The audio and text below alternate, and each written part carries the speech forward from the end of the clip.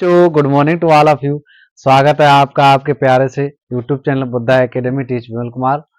तो दोस्तों, उम्मीद है आप सब लोग स्वस्थ होगे, मस्त होगे और मन लगा के पढ़ाई कर रहे होगे। तो दोस्तों, एग्जाम भी करीब आते चले जा रहे हैं और एग्जाम की डेट भी कंफर्म हो गई है।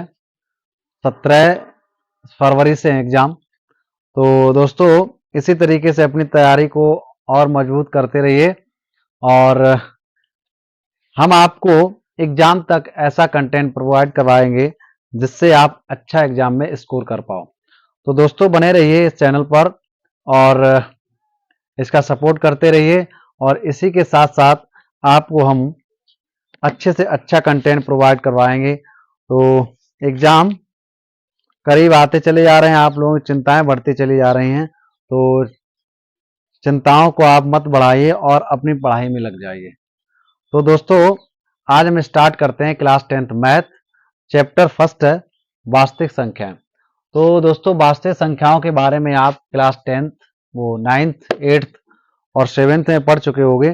तब भी इसमें एक चैप्टर है वास्तविक संख्याएं। तो दोस्तों, इससे ये करीब 5 मार्क्स का आता है, 5 नंबर का आता है एग्जाम में। तो इससे क्वेश्चन जो भी बनते हैं, जिस टाइप के क्वेश्चन आते हैं, संभावित क्वेश्चन हैं जो आने वाले हैं, तो हम उन क्वेश्चन के बारे में आज डिस्कस करेंगे और साथ ही साथ इस चैप्टर के जितने भी एग्जाम्पल हैं सभी एग्जाम्पल को सॉल्व करेंगे। तो दोस्तों, चिंता करने की कोई बात नहीं है, बस जुड़े रहिए इस चैनल के साथ और मन लगा के पढ़ाई करते रहिए। तो चलिए स्टार्ट करते हैं। सबसे पहले इस चैप्टर का बेसिक, और बेसिक के बाद हम स्टार्ट करेंगे एचसीएफ और एचसीएफ। एचसीएफ और एलसीएम से रिलेटेड एक क्वेश्चन 100% आता है और प्रत्येक वर्ष आता है। तो चलिए स्टार्ट करते हैं। एलसीएम एचसीएफ तो आप पढ़ ही चुके होंगे, लेकिन तब भी इसमें एक क्वेश्चन जो जिस टाइप के बनते हैं वो सभी क्वेश्चन हम यहाँ सॉल्व करेंगे और उसका एक बार बेसिक भी पढ़ेंगे। तो इसी तरीके से मन लगा के पढ़ते रहिए। तो देखिए, यहाँ पर चैप्टर नंबर फर्स्ट है वास्तविक संख्याएं और इसमें सबसे पहले हम बात करते हैं वास्तविक संख्याओं की। किसकी? वास्तविक संख्याओं की। तो वास्तविक संख्याएं क्या होती हैं? वास्तविक संख्याएं क्या होती हैं? वास्तविक संख्याएं परमेय और अपरमेय, जितनी भी परमेय और अपरमेय ऋणात्मक और धनात्मक संख्याएं हैं, ठीक है, तो सभी को एकत्र कर लिया जाए, सभी को एक समूह में डाला जाए, ठीक है, एक समूह, एक समुच्चय बनाया जाए। तो एक समुच्चय ऐसा बनाया जाए कि जिसमें सभी परमेय और अपरमेय संख्याएं, ऋणात्मक और धनात्मक परमेय अपरमेय संख्याएं हैं, तो उन सभी को एक समूह में एकत्र कर दिया जाए तो वे सभी संख्याएं क्या कहलाएंगी? वास्तविक संख्याएं कहलाएंगी, ठीक है। जैसे हम बात करें यहाँ पर ये परमेय संख्याएं भी होंगी, ठीक है, धनात्मक भी हैं और यहाँ पर ऋणात्मक भी होंगी। यहाँ पर क्या हो सकता है, जो अंडर रूट में जो अपरमेय संख्याएं होती हैं वो भी आपको मिलेंगी, सम संख्याएं भी मिलेंगी, विषम संख्याएं भी मिलेंगी। तो इस तरीके से हम कह सकते हैं कि यहाँ पर प्रत्येक प्रकार की संख्या वास्तविक संख्या के समूह में आती है। तो वास्तविक संख्याएं आप अच्छी तरीके से समझ गए होंगे कि वास्तविक संख्याओं में जितनी भी संख्याएं हैं, जैसे सम संख्या है, ठीक है, विषम संख्या है, और इसके बाद भाज्य संख्या है, अभाज्य संख्या है। कहने का मतलब दो ही बातें आपको यहाँ पर ध्यान रखनी है कि जितनी भी परमेय और अपरमेय संख्याएं हैं, ठीक है, परमेय और अपरमेय संख्याएं हैं, उनका एक समूह बनाइए, ठीक है, और उस समूह में जो भी संख्याएं आएंगी उन संख्याओं को हम क्या कहेंगे? वास्तविक संख्याएं कहेंगे, ठीक है।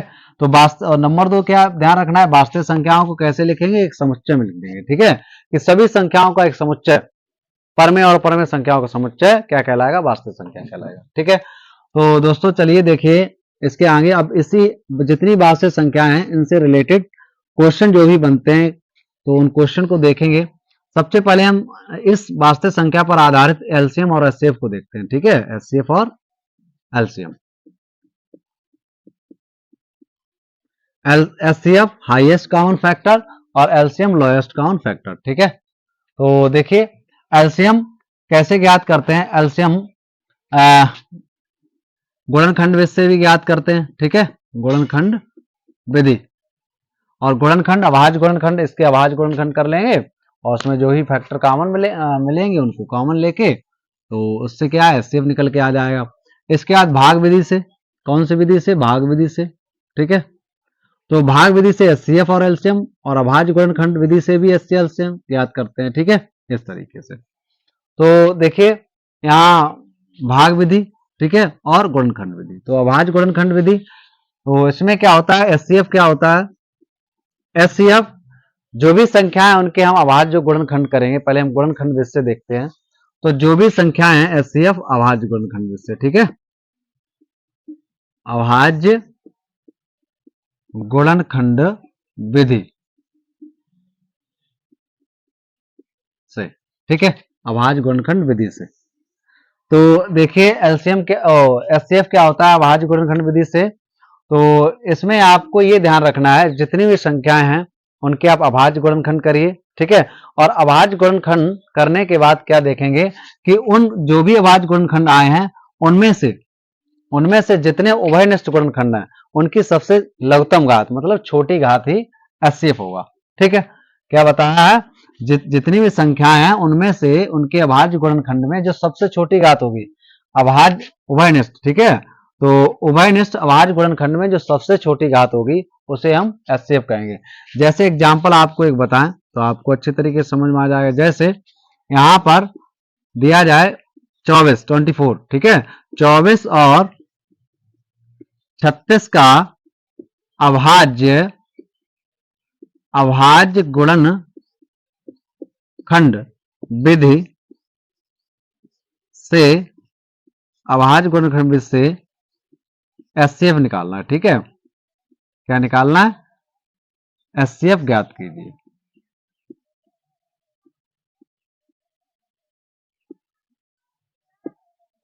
कैसे ज्ञात करेंगे देखिए।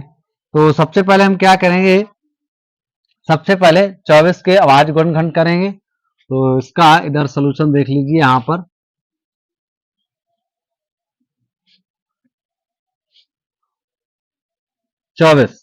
तो 24 के अभाज्य गुणनखंड करिए तो कितना हो जाएगा, ये इवन नंबर है तो सम संख्या 2 से डिवाइड करेंगे, ठीक है। तो यहाँ 12 आ जाएगा और 12 के जब करेंगे 2 से डिवाइड तो कितना आ जाएगा 6 और यहाँ पर 3। और जो बच्चे नहीं कर पाते हैं कोई बात नहीं, इस तरीके से आप इसको कर लीजिए। तो ये सम संख्या है तो यहाँ 2 एकम 2, 2 दूनी 4 और 2 छंग 12 और 2 तिया 6 और 3 एकम 3। तो इस तरीके से ये अभाज्य गुणनखंड आ गए। तो इसको हम पावर के रूप में लिखें, घात के रूप में लिखें तो कैसे लिखें, 2 की पावर 1 2 3, ठीक है, 1 2 3 और यहाँ 3, ठीक है। इसके बाद देखिए यहाँ पर 36 के जो फैक्टर करेंगे तो कितने हो जाएंगे, यहाँ पर जब 2 से डिवाइड करें और इवन नंबर कितने 2 से पहले डिवाइड होगा, ठीक है। तो यहाँ कितना 18 आ गया, फिर 2 से डिवाइड करेंगे 9 3 इंटू 3, ठीक है। और ऐसे भी आप कर सकते हो, कोई दिक्कत नहीं। यहाँ पर 2 से डिवाइड करिए, 2 1 जा 2, ठीक है, 2 एकम 2 और 2 अट्ठे 16, फिर यहाँ पर 2 नेम 18 और 3 से जब क्यों विषम संख्या आ गई और विषम संख्या को हम किससे डिवाइड करते हैं, विषम से ही डिवाइड करते हैं, ठीक है। सम संख्या को सम संख्या से डिवाइड करिए और विषम संख्या को विषम से डिवाइड करिए, ठीक है। तो यहाँ देखिए इसके फैक्टर ये आ गए। अब हम बात करते हैं यहाँ पर इसको घात रूप में लिखें तो 2 की घात कितनी 2 और 3 की घात कितनी 2 हो जाएगी, ठीक है। तो आप इसको और इसको देखिए, इन दोनों में देखिए जो भी संख्याएं हैं इनके अभाज्य गुणनखंड जो किए हैं। अब इन अभाज्य गुणनखंड में सबसे लघुत्तम घात तो 2 देखिए उभयनिष्ठ है, जो उभयनिष्ठ है, जो अभाज्य गुणनखंड में उभयनिष्ठ अभाज्य गुणनखंड है उनकी लघुत्तम मतलब छोटी घात। तो यहाँ देखिए 2 और 2 यहाँ भी है तो उभयनिष्ठ दोनों में मिल रहा है कॉमन। तो यहाँ पर देखिए 2 की घात कितनी है 3, यहाँ पर 2 की घात कितनी है 2, तो सबसे लघुत्तम घात कितनी होगी मतलब छोटी घात 2 की घात 2, ठीक है। इसके बाद देखिए यहाँ 3 है, यहाँ 3, इसकी पावर कितनी है दोस्तों 1 है और यहाँ कितनी है 3 की पावर है यहाँ पर 2 है। तो दोनों में कॉमन है, लेकिन यहाँ पर आपको क्या देखना है सबसे छोटी घात। तो सबसे छोटी घात 3 की 1, तो आपका आंसर क्या हो जाएगा, ये हो जाएगा, कितना हो जाएगा 2 टाजा 4 और 3, ठीक है। तो यहां से मल्टीप्लाई कर लीजिए, कितना हो जाएगा 12। तो इसका आंसर कितना हो जाएगा 12। तो एचसीएफ कितना आ गया, एचसीएफ यहाँ आ गया है 12, ठीक है। तो यही हम बताना चाहते थे कि जो भी संख्याएं हैं 2 या 2 से अधिक संख्याएं, जरूरी नहीं 2 से ज्यादा भी आ सकती हैं, 2 या 2 से अधिक संख्याएं तो अभाज्य गुणनखंड से कैसे एचसीएफ निकालेंगे, उनके सबसे पहले हम अभाज्य गुणनखंड करेंगे, ऐसे कर लीजिए, इस टाइम में कर लीजिए, ठीक है। और करने के बाद उनमें उभयनिष्ठ अभाज्य गुणनखंड देखेंगे, और उभयनिष्ठ अभाज्य गुणनखंडों में सबसे छोटी घात, जैसे 2 और 2 उभयनिष्ठ था, इसमें सबसे छोटी घात कौन सी थी? 2। यहाँ 3 है, ये 2, इन दोनों में जब कंपेयर करेंगे तो कितनी है? यहाँ पर 2 है, तो इसको लिख लिया। अब 3 और 3 यहाँ उभयनिष्ठ है, तो यहाँ पर देखिए सबसे छोटी घात 3 की 1 है, तो इसका कितना आ गया? 3, ठीक है। तो इस तरीके से इसका मल्टीप्लाई कर लिया, तो आंसर कितना आ गया? 12। तो ये हो गया HCF, ठीक है। एक और एग्जाम्पल देखते हैं इसका।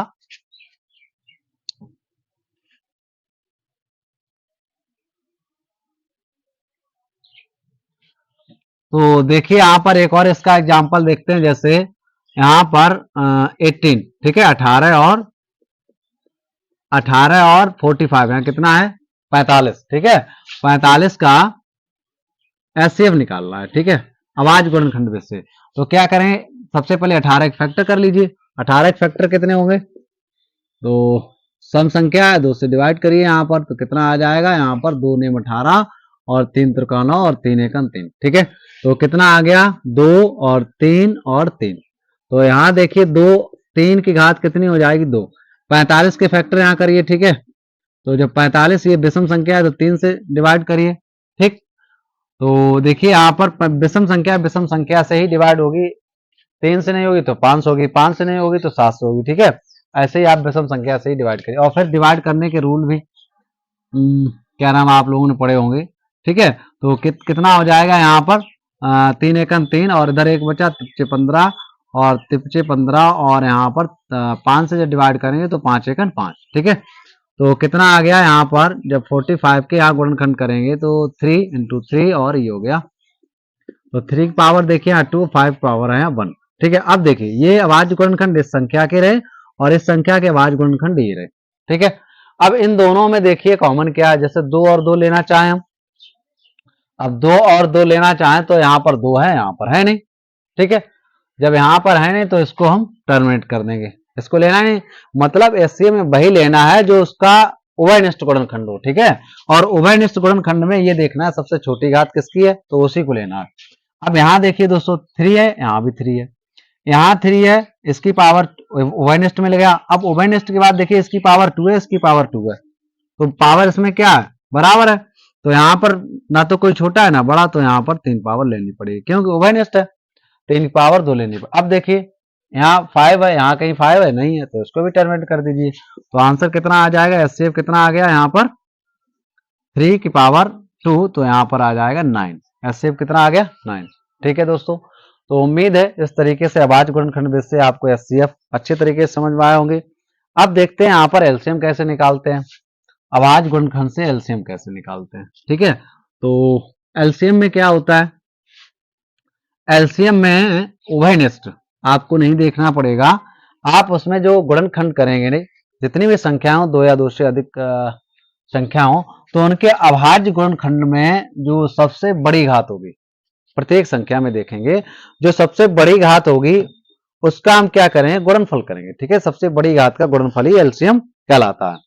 तो इस तरीके से अच्छी तरीके से नहीं समझ में आया होगा। अब हम एग्जाम्पल लेते हैं, तो एग्जाम्पल के थ्रू आपको समझाते हैं। जैसे बात करें यहाँ पर 18 तथा लेना है यहाँ पर कितना लें?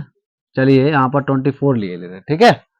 18 तथा 24 का एलसीएम और किस विधि से निकालना है? अभाज्य गुणनखंड विधि से, ठीक है। अभाज्य गुणनखंड विधि। तो देखिए दोस्तों, सबसे पहले 18 के गुणनखंड करिए, तो कितना? सम संख्या 2 से, और यहां आ जाएगा 3, यहां आ जाएगा 3, ठीक है। अब इसके बाद क्या करेंगे? यहां पर 24 के फैक्टर करेंगे, तो सबसे पहले इसको देखिए घात के रूप में जब हम लिखेंगे तो कितना आ जाएगा? 2 और 3 घात कितनी हो जाएगी? 2 हो जाएगी, ठीक है। अब 24 के जब फैक्टर करेंगे तो सम संख्या 2 से काटिए, यहां पर फिर 2 से काटिए, तो फिर 2 से काट दीजिए, यहां 3 आ गया, ठीक है। तो इस तरीके से इसके अभाज्य गुणनखंड ये रहे, इसके अभाज्य गुणनखंड ये रहे। गुणनखंड और घात के रूप में लिख दिया तो ये आ गया। इसको घात के रूप में लिखिए तो 1 2 3, 2 की पावर हो जाएगी 3, और ये 3 है, ठीक है। इसके घात के रूप में ये अभाज्य गुणनखंड आ गए। अब एलसीएम में क्या बताया यहाँ पर कि जो भी जो संख्याएं हैं उनके अभाज्य गुणनखंड में आपको ये देखना है कि सबसे बड़ी घात, तो देखिए यहाँ 2 है, यहाँ कितनी है 2 की पावर यहाँ 1 है, और यहाँ 2 की पावर कितनी है 3 है, तो सबसे बड़ी घात यही हुई, तो ये लेनी पड़ेगी। ठीक है, सबसे बड़ी घात। और किसका गुणनफल होगा, यहाँ देखिए 3 है, 3 की पावर यहाँ कितनी है 2, और यहाँ कितनी है 1 है। ठीक है, तो सबसे बड़ी घात 3 की ये रही, तो इसको लेना पड़ेगा 1 की उपेक्षा। ठीक है, तो ये आपका आ गया एलसीएम, बहुत इजी है। ठीक है, इसका बेसिक अच्छे तरीके से पढ़ लीजिए, एक्सरसाइज का एग्जाम्पल समझ लीजिए, इसके बाद एक्सरसाइज सॉल्व करेंगे। तो एक्सरसाइज सॉल्व करने में कोई दिक्कत नहीं होगी। अब देखिए यहाँ 2 की पावर 3 है तो 8 आ जाएगा, 3 की पावर 2 है तो 9 आ जाएगा। अब इसका हम क्या करें, मल्टीप्लाई कर लेंगे, तो 9 8 जा 72। ठीक है, तो एलसीएम कितना आ गया यहाँ पर 72 आ गया, कितना आ गया 72 आ गया। तो उम्मीद है दोस्तों इस तरीके से आप अभाज्य गुणनखंड से एलसीएम भी कर लोगे। और इस टाइम में जो करते हैं बच्चे, जो समझते हैं, कभी कभी बच्चों को नहीं समझ में आता है तो इस टाइम में कर लेते हैं। ठीक है, ऐसे काटते हैं, है? तो ये विधि आपकी कौन सी हो जाएगी, ये विधि हो जाएगी आपकी भाग विधि। ठीक है, ये विधि कौन सी हो जाएगी, भाग विधि। इस विधि को हम कहते हैं भाग विधि। ठीक है, अब इसका सबका मल्टीप्लाई कर लेंगे तो आंसर आपका मिलेगा इतना ही, लेकिन करने का तरीका अलग अलग है। ठीक है, तो ये विधि कहलाती है भाग विधि। कौन सी विधि, भाग विधि। और एलसीएम की ये विधि कहलाती है अभाज्य गुणनखंड विधि। ठीक है, तो उम्मीद है दोस्तों इस तरीके से समझ में आया होगा। तो अब हम देखते हैं यहाँ पर एलसीएम की भाग विधि ये रही, और एलसीएम की अभाज्य गुणनखंड विधि ये रही। अब एचसीएफ की अभाज्य गुणनखंड विधि आपको बताई दी, एचसीएफ की जो भाग विधि है वो भी आप देख लीजिए, क्योंकि जब यूक्लिड की थ्योरम पढ़ेंगे तो वो आपको वहां हेल्पफुल रहेगी उसके लिए। तो आप समझ लीजिए यहाँ पर एचसीएफ की भाग विधि। ठीक है, तो दोस्तों इसी तरीके से मन लगा के पढ़ते रहिए, और चिंता करने की कोई बात नहीं है एग्जाम। तो देखिए दोस्तों, चिंता करने की कोई बात नहीं है। ठीक है, जो एग्जाम आ रहे हैं उसके लिए आपको परेशान होने की कोई जरूरत नहीं है। अब आप जब इस चैनल से जुड़ ही गए हो तो आपको अच्छे से अच्छा कंटेंट प्रोवाइड कराएंगे, जो कि आप एग्जाम में अच्छा सा स्कोर कर पाओ। तो चलिए यहाँ पर देखते हैं एचसीएफ को, और देख लीजिए यहाँ पर भाग विधि से। तो एचसीएफ कैसे निकालते हैं भाग विधि से,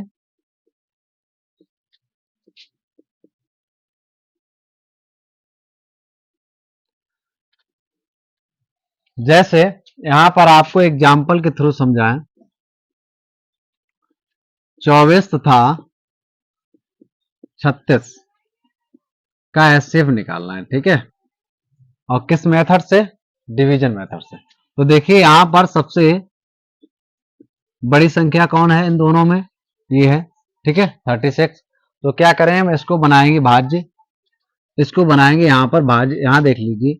तो इसको बनाइए भाज्य और यहाँ इसको बनाइए भाजक। ठीक है, तो दोस्तों ये क्या होता है, भाज्य, जो इसके अंदर रहता है वो भाज्य, और ये होता है भाजक। ठीक है, क्या होता है, भाजक। और जो यहाँ आता है मतलब ये भागफल, क्वोशिएंट, क्या हो जाएगा यहाँ पर, भागफल। तो ये हो जाएगा आपका भागफल, जितनी बार डिवाइड होगा। ठीक है, और ये जो बचता है यहाँ पर शेषफल। ठीक है दोस्तों, जो आपका शेष बचेगा माइनस करने के बाद, तो उसको हम कहते हैं शेषफल। तो देखिए इसको आप कैसे सॉल्व करेंगे, तो इस भाज्य को देखिए 36 है, और ये भाजक कितना है यहाँ पर 24 है। तो 24 का टेबल कितने टाइम आप पढ़ें कि यहाँ पर 36 से ज्यादा ना हो। ठीक है, तो ये डिवीजन तो किए ही होंगे, तो 1 टाइम हो जाएगा, 2 टाइम करें 48 आ जाएगा, मतलब 48 आ जाएगा। तो यहाँ कितना आ जाएगा 24, और यहां से माइनस कर दीजिए, ये बचा यहाँ पर 12। तो अब क्या करते हैं, देखिए अब जो शेषफल बचता है उसको बना लेते हैं भाजक, और जो पहले क्या था, भाजक था, उसको बनाएंगे भाज्य। तो आप इस तरीके से ये जो साइन लगाया है ये डायरेक्शन आप समझ लीजिए। ठीक है, तो ये बन गया यहाँ पर कौन, भाजक बन गया, और जो भाजक था वो बन जाएगा भाज्य। तो यहाँ 24 यहाँ आ जाएगा। अब 12 का टेबल पढ़िए। ठीक है, 12 का पढ़िए, 12 दूनी 24। ठीक है, तो ये 24 आ गया। अब देखिए यहाँ पर 0 0 शेषफल आ गया, तो 0 0 शेषफल किसने कर दिया? 12 ने। जब 12 का टेबल 2 टाइम रीड किया तो 12 का पहाड़ा जब पढ़ा यहाँ पर तो कितनी बार? 2 बार। तो 12 ने क्या कर दिया यहाँ पर? शेषफल 0। तो बस इसी भाजक को, जो भाजक शेषफल 0 ला दे, ठीक है, तो उसी को हम कहते हैं उन संख्याओं का एचसीएफ। तो ये होगी यहाँ पर भाग विधि। तो 12 इसका आंसर आ गया। ठीक है, एक और एग्जाम्पल देखिए। ठीक, जैसे यहां लीजिए 18, ठीक है, और यहां पर 45, 45, 18 और 45 का एचसीएफ निकालना है भाग विधि से। तो क्या करेंगे, यहां पर ये संख्या देखिए, यहां पर 45, तो 18 छोटी संख्या है 45 से, तो 45 को यहाँ भाज्य बनाइए और 18 को यहाँ भाजक। ठीक है, 18 का टेबल पढ़िए। ठीक है, तो क्या हो जाएगा यहाँ पर? 18 दूनी 36। ठीक, कितना बचा यहाँ? 15 से 6 गया 9, और यहाँ एक कैरी लिया वो 0 हो गया। फिर से इससे क्या करेंगे, जो शेषफल है उसको बना देंगे यहाँ पर भाजक, और जो पहले भाजक था उसको बना देंगे यहाँ पर भाज्य। तो फिर यहाँ कर दीजिए 18 9 दूनी 18, तो ये हो गया 0। तो देखिए 9 के टेबल से कितना हो गया? 0 0 आ गया। तो जो भाजक था, यही भाजक आपका उन संख्याओं, जो संख्याएं दी इन संख्याओं का क्या हो जाएगा? एचसीएफ हो जाएगा। ठीक है, तो इस तरीके से हम निकालते हैं भाग विधि से मासापा। ठीक है, जिसे कहते हैं एचसीएफ। अब आ जाइए दोस्तों, एग्जाम्पल सॉल्व करना स्टार्ट करते हैं। तो एग्जाम्पल नंबर 1 से स्टार्ट करते हैं, और एग्जाम्पल सभी एग्जाम्पल एनसीईआरटी हैं, और एनसीईआरटी पर्सन से ही, एनसीईआरटी क्वेश्चन से ही पेपर तैयार होता है। ठीक है, तो एनसीईआरटी सभी एग्जाम्पल अच्छी तरीके से पढ़िए, समझिए, और परेशान होने की कोई जरूरत नहीं है। ठीक है, क्योंकि इस पर हम जो है कंटेंट आपको प्रोवाइड कराते रहेंगे, और उसको आप अच्छी तरीके से विधिवत तरीके से पढ़ते रहिए। तो देखिए एग्जाम्पल नंबर पहला है। ठीक है, एग्जाम्पल नंबर 1, उदाहरण नंबर 1। ठीक, इसका हल कैसे करेंगे और दिया क्या है पहले समझिए। तो यहां पर दिया है संख्याओं 6 और 20 के अभाज्य गुणनखंड 20 से एचसीएफ और एलसीएम ज्ञात कीजिए। ठीक है, बहुत इजी सा क्वेश्चन है। तो यहां पर देखिए संख्याएं कौन कौन सी हैं। पहली संख्या क्या है? 6 है। 6 और 20 के अभाज्य गुणनखंड 20 से एचसीएफ और एलसीएम ज्ञात कीजिए। ठीक है, तो पहली संख्या यहां पर दी है 6, ठीक है, और दूसरी संख्या दी है 20। इनका निकालना है, इनका एचसीएफ भी निकालना है, एचसीएफ भी निकालना है, एचसीएफ। ठीक है, और इन संख्याओं का क्या निकालना है? एलसीएम भी निकालना है। ठीक है, क्या निकालना है? यहां पर एलसीएम भी निकालना है। तो देखिए अभाज्य गुणनखंड कर लीजिए। तो 6 के अभाज्य गुणनखंड कितने हो जाएंगे? 2 गुणे 3। ठीक है, और 20 के कितने हो जाएंगे? 2 दूनी 4 और 4 पंचे 20। ठीक है, तो अब देखिए यहां पर इसको जब घात के रूप में लिखे तो इसकी घात कितनी हो जाएगी? 2, और यहां हो जाएगा 5। तो सबसे पहले हम एचसीएफ निकालते हैं। क्या निकालते हैं? एचसीएफ। तो कितना एचसीएफ हो जाएगा? एचसीएफ में क्या होता है, इन दोनों संख्याओं के अभाज्य गुणनखंडों में उभयनिष्ठ गुणनखंड देखे जाते हैं, और उभयनिष्ठ गुणनखंड में सबसे छोटी घात ली जाती है। तो देखिए 2 की घात यहाँ 1 है और 2 की घात यहाँ 2 है, तो ये उभयनिष्ठ रहा। और उभयनिष्ठ में सबसे छोटी घात इसी की है, तो यहाँ पर क्या करें? 2 की घात 1, 2 को लेंगे नहीं। ठीक है, 2 की घात 2 को लेंगे नहीं। अब यहाँ देखिए 3 है और यहाँ 5 है, तो इन दोनों में उभयनिष्ठ कोई है नहीं, तो ये आंसर आपका फाइनल कितना आ जाएगा? 2। तो एचसीएफ कितना आ गया? 2। अब देखिए यहाँ पर एलसीएम। तो एलसीएम कैसे निकालेंगे? तो 6 के कितने फैक्टर हुए? 2 की पावर 1 और 3 की पावर 1, और 20 कितने फैक्टर हुए? यहाँ पर 20 के जो फैक्टर हुए हैं वो 2 की पावर 2 और 5 की पावर 1। तो देखिए यहाँ पर जो भी संख्याएं दी हैं आपको, इनके अभाज्य गुणनखंड जो भी है, तो इनमें सबसे पहले देखिए 2 और 2 है, तो इसमें सबसे बड़ी घात लेनी पड़ेगी, तो सबसे बड़ी घात ये हो गई। इसके बाद 3 में, अब इस संख्या में जो अभाज्य गुणनखंड है उसकी सबसे बड़ी घात इसमें देखिए और इसमें देखिए, यहाँ 3 है, यहाँ है नहीं। ठीक है, तो सबसे बड़ी घात ये अकेला ही है, तो यही बन जाएगा।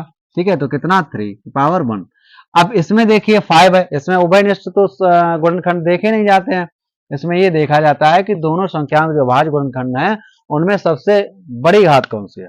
ठीक है, तो देखिए यहाँ पर 5 है, यहाँ तो 5 है नहीं, तो ये अपने आप में सबसे बड़ी घात हो गई। ठीक है, तो ये हो गया 5 की पावर 1।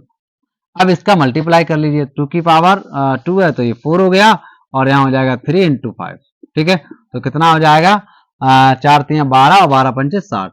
तो इसका एलसीएम आ जाएगा यहाँ पर 60 और एचसीएफ आ जाएगा यहाँ पर 2। तो उम्मीद है दोस्तों इस तरीके से आपको ये एग्जाम्पल अच्छे तरीके से समझ में आया होगा। अब देखते हैं एग्जाम्पल नंबर 2।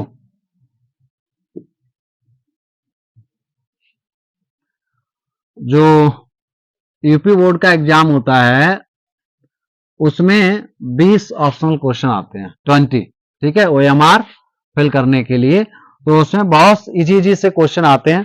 ठीक है, आपको पेपर भी दिखाएंगे कि पेपर किस टाइप का आता है, और पेपर में बहुत इजी क्वेश्चन आते हैं। ठीक है, तो इसके बाद चैप्टर स्टार्ट करेंगे बीज गणित, और बीज गणित में जैसे बहुपद है, दो चर वाले रैखिक समीकरण है।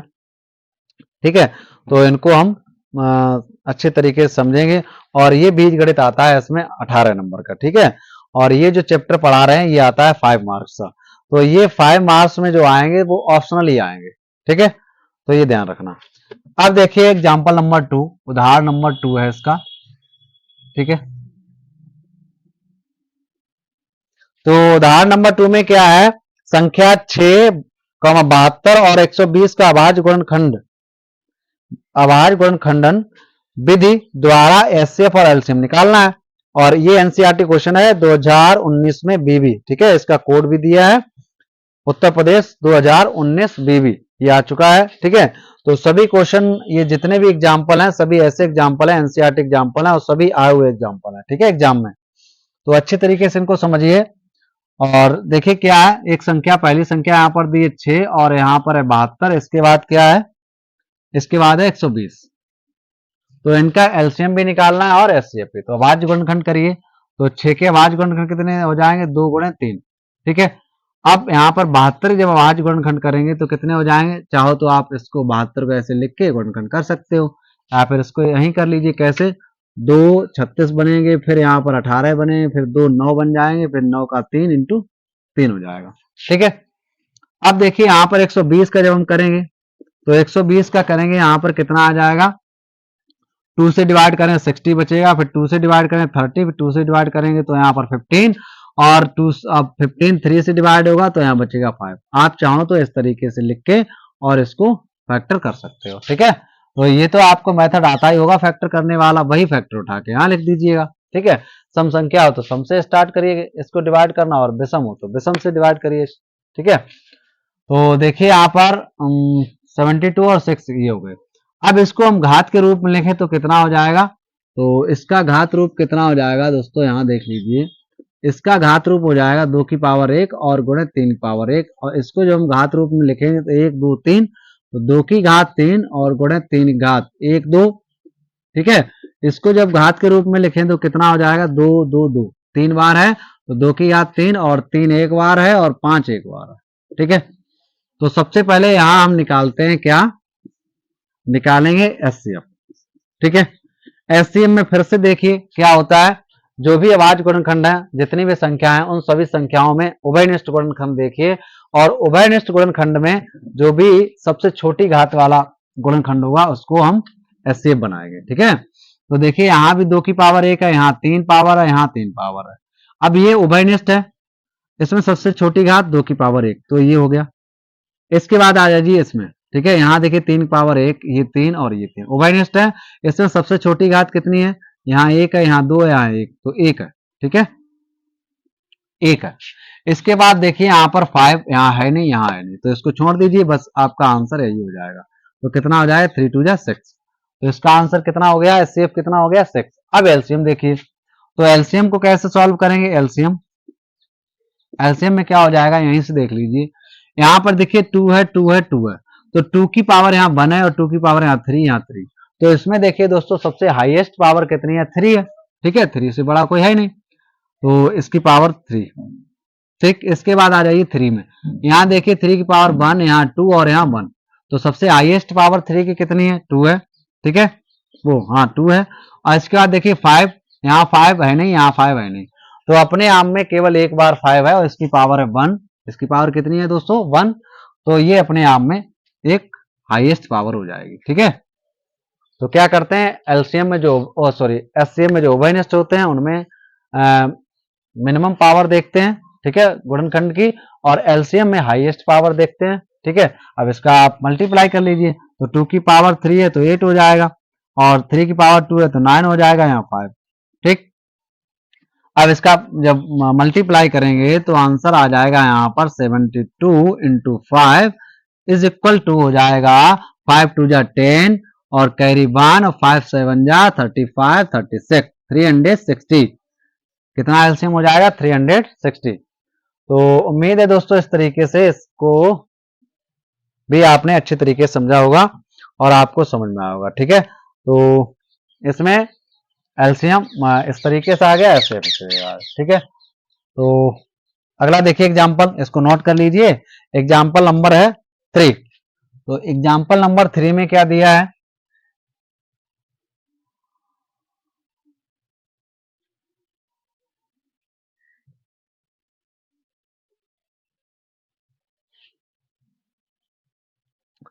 एग्जाम्पल नंबर 3 में दिया है अभाज्य गुणनखंडन विधि द्वारा 96 और 404 का एचसीएफ ज्ञात कीजिए और फिर एलसीएम निकालिए।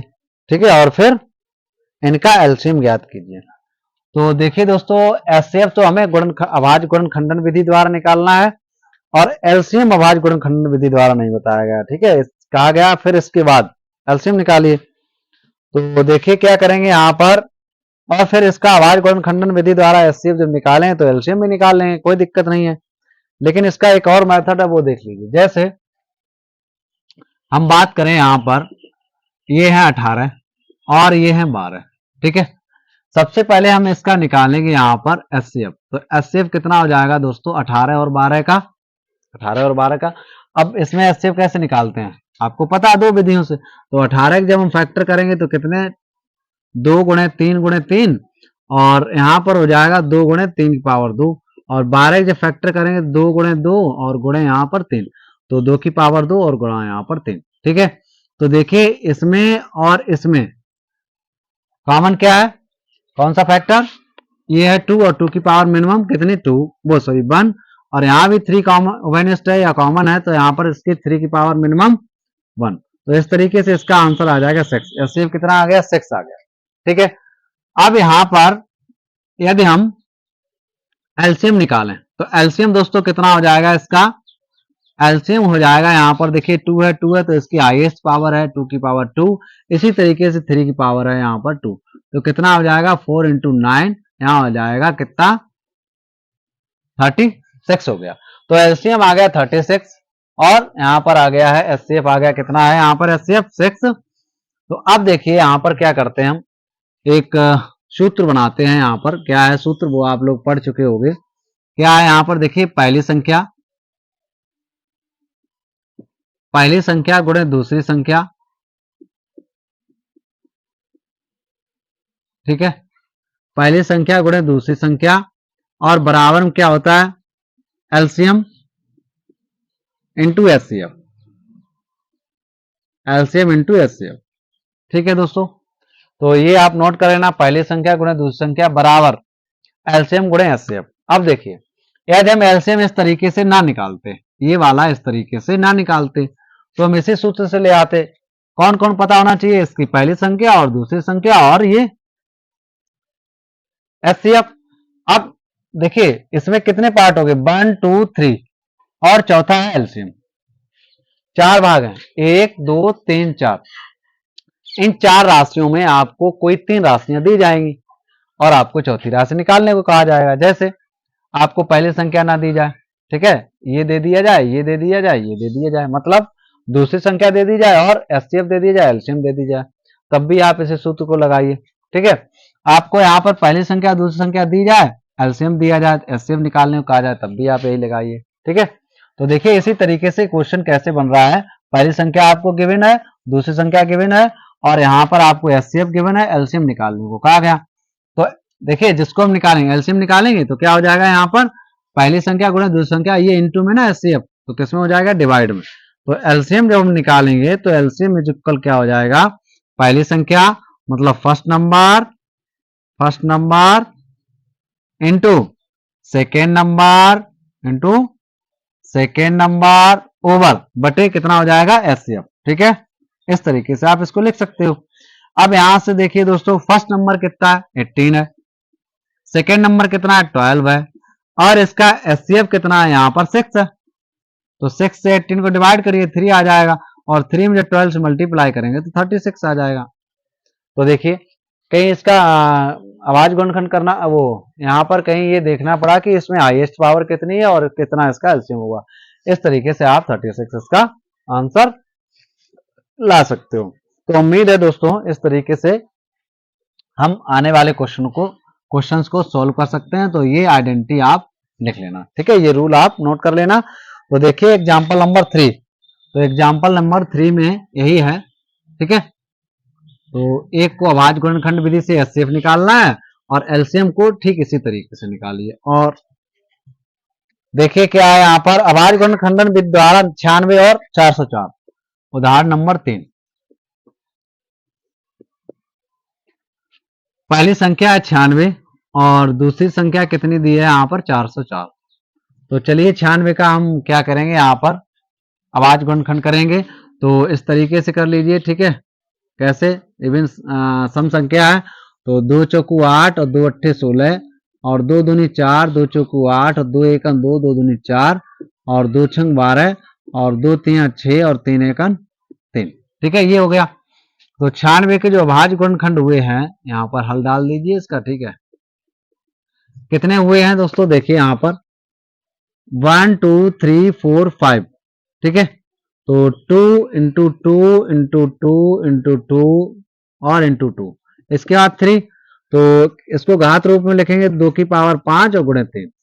अब 404 के करिए, ठीक है।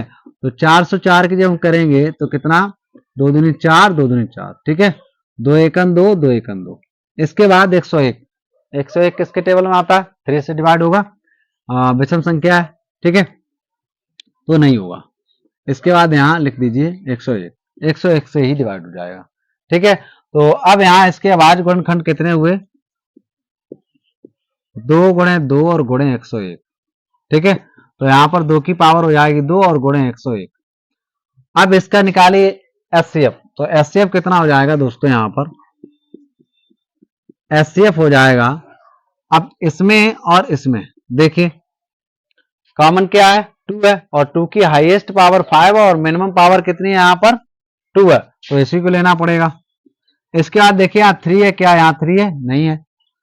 यहाँ 101 है, यहाँ 101 है, नहीं है, तो कोई कॉमन नहीं है, कोई भी ओवरनेस्ट नहीं है। तो इसका आंसर कितना आ गया, एचसीएफ कितना आ गया, यहाँ पर 4 आ गया। अब निकालना है एलसीएम। तो एलसीएम के लिए हमने आपको क्या बताया, इतना आप नोट कर लीजिए। और इसके बाद देखिए इसका एलसीएम कैसे निकालेंगे।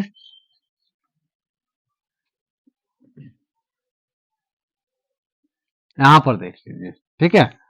तो एलसीएम के लिए हमने आपको क्या बताया, एलसीएम इज इक्वल टू हो जाएगा यहां पर पहली संख्या गुणे दूसरी संख्या और यहां पर बटे एचसीएफ, ठीक है। तो पहली संख्या कितनी है, पहली संख्या है 96, इसके बाद दूसरी संख्या कितनी है 404 और बटे एचसीएफ कितना आया दोस्तों 4, ठीक है। तो इसको डिवाइड कर दीजिए 4 से 4 को, ठीक है। तो कैसे करेंगे, यहाँ पर 4 एकन 4 0 और 4 एकन 4, ठीक। तो 96 गुणे 101, इसका मल्टीप्लाई कर लीजिए। तो इसका मल्टीप्लाई कैसे करेंगे, देखिए इसको ऐसे लिख दीजिए जैसे आप 9th क्लास में करते रहे, वैसे भी कर सकते हो, कोई दिक्कत नहीं, ठीक है। और इस टाइम में भी कर लीजिए। तो यहाँ कितना आ जाएगा, 9600 प्लस 9600 प्लस 96, इसको ऐड कर दीजिए। तो कितना हो जाएगा 6 9। तो उम्मीद है इस तरीके से आपको ये अच्छी तरीके से समझ में आया होगा।